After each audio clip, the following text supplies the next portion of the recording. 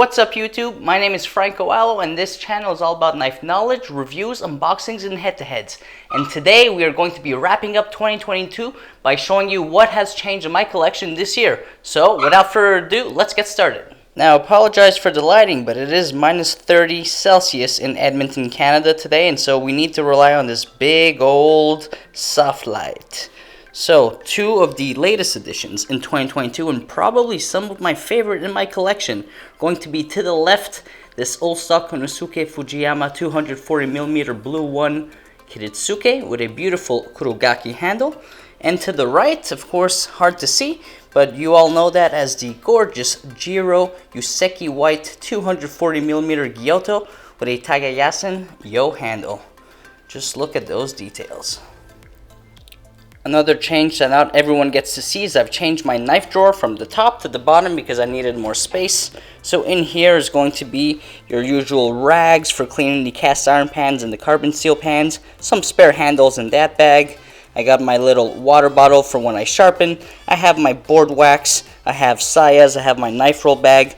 I got some stone holders. We have a beautiful box there, which is a teaser of a knife I'm using. We have some Quintin Middleton product boxes there, as well as underneath what you can see, but there is a 2,000 YouTube subscriber giveaway knife already in that drawer.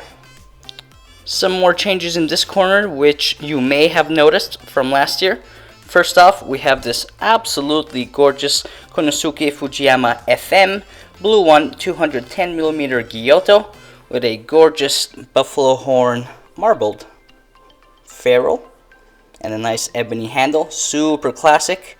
And then what you can see is that this saya is a custom saya made for my absolutely favorite knife, the Teruyasu Fujiwara 210mm Denka Gyuto. This saya was made by Casey Valinsky of Lynn Valley Forge.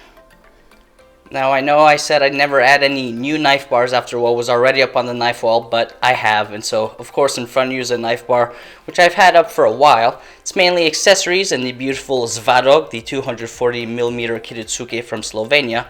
But then to the left I have what I'm kind of calling my test knife bar. So as knives come in that I need to test, that I need to make videos for. Now not all of these are test knives, such as that Saji Damascus, Rainbow Damascus Banka. To the left is a Matt Baldwin Gyuto, which I'm testing, and then of course, if you hadn't seen it later this year, later this year, I released 4 knife review videos on Quintin Middleton blades.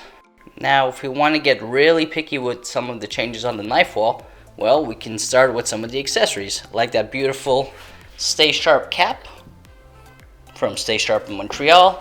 We've added some gorgeous offset tweezers from Tosho Knife Arts.